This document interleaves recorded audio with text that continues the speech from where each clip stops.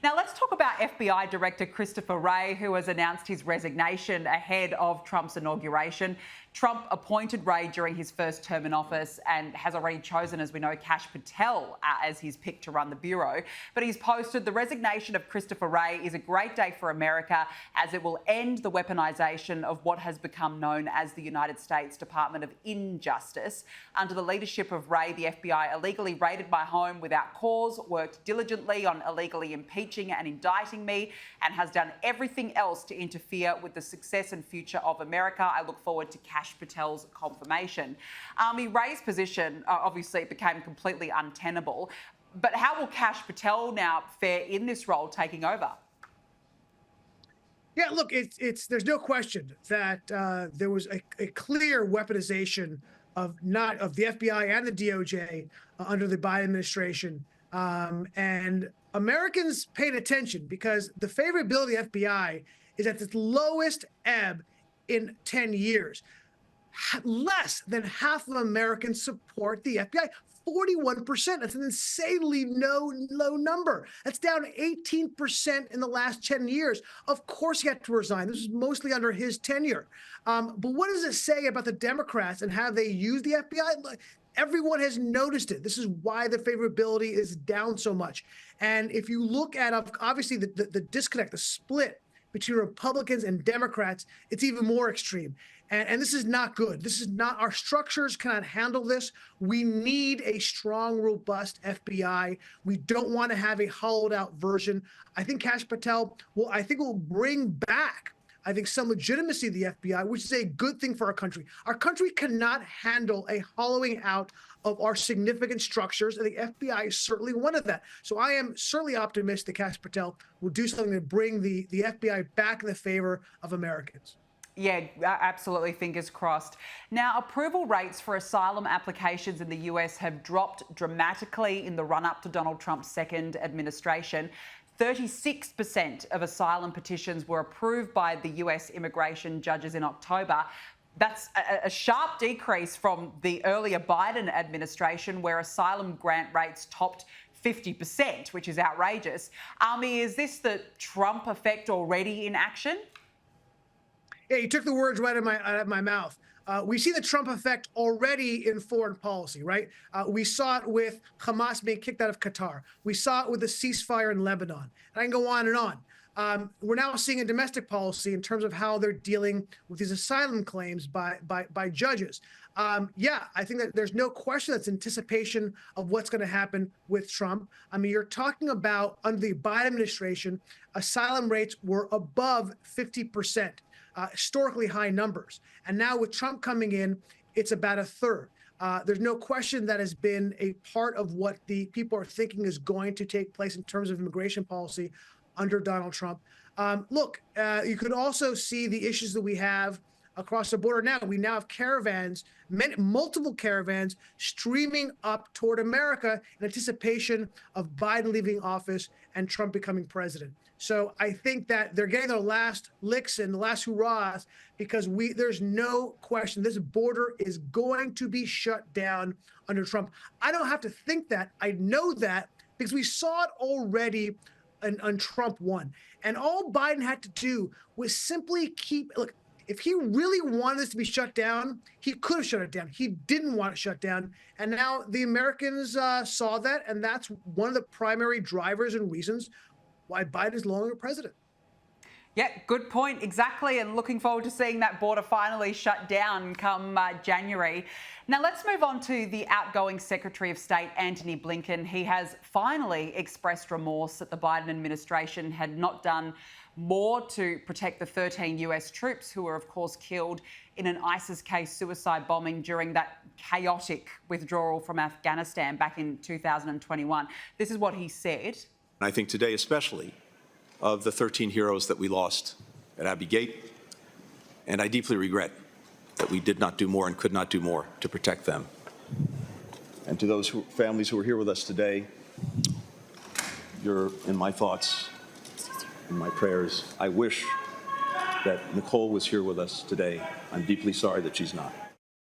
You could hear some hecklers there heckling him. This guy is so useless.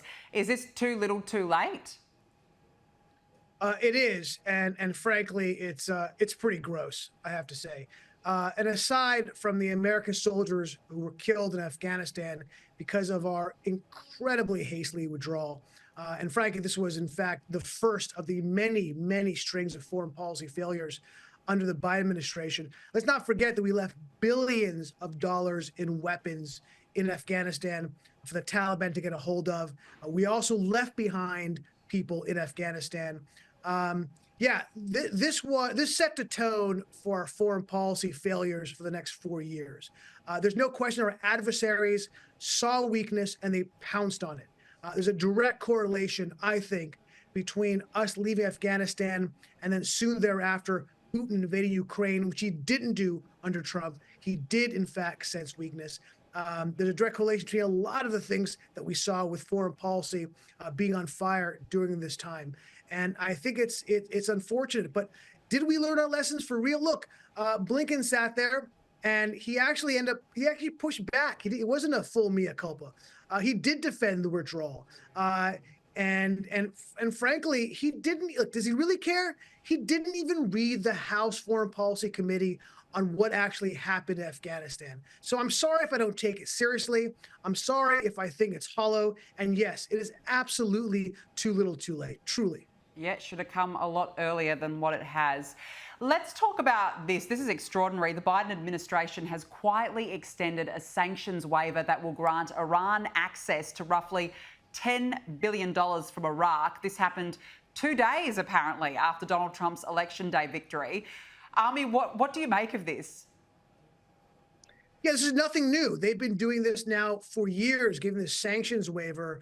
I don't get the details of it, but essentially trading energy in Iraq for unfreezing of money, talking about $10 billion. Look, if you look at this, again, the string of foreign policy failures under the Biden administration, I think Iran may rank as number one, to be honest. There is a connection between Iran and its money and October 7th and Lebanon bombing Israel and Hezbollah bombing Israel. There's a connection between this money and our troops being attacked and killed by Iranian proxies. It's all about the funding. Iran funds all of these things. And, it's extraordinary to me, the lack of basic economic understanding of the Biden administration. Their deniability of the fungibility of money is unhinged, right? They don't understand how this stuff works, that when you give with one hand, they are now freed up to use that money for other purposes. They keep saying, oh, no, we're looking at where this money is being used, humanitarian purposes only. But yes, it allows them to not use that money for humanitarian purposes, freeing up money for other things. Basic stuff. But the Biden administration has no idea what they're doing. And by the way, this is also not even talking about China being allowed to buy oil from Iran, giving it another source of funding. Look, this is the major, if we're not going to attack and bomb them, right, which obviously under Biden we're not going to do, the threat wasn't even there. I think the threat now, I'm not sure if we would do it, but the threat exists with Trump. But if you're not going to actually have a real threat of weapons, money and economic pressure is all you have. And the Biden administration has taken that tool away. And we saw the effect of an emboldened Iran throughout the Middle East. And frankly, the U.S. troops and Israel specifically paid the price. Absolutely. Look, we're almost out of time, Ami. Just really quickly, CNN finished number 17 among cable stations during prime time last week. It even had a smaller audience than the Food Network. All over at MSNBC, Joy Reid, she's lost roughly half of her viewers since the election. Ami, well, what do you say to that? Oh, Joy Reid could not have happened to a better person. Oh, my God. So delicious. I mean, look, CNN had 376,000 people in prime time. As just a comparison, that's 14% of Fox News during the same prime time. Look, are we shocked that the American people don't want to see a continued mouthpiece of the failed Biden administrations? Of course they don't. It's reflected in the numbers. No question about it. No doubt about it. The joyless Joy Reid is on the downer. Ami Horowitz, good to see you. Thank you so much for joining me.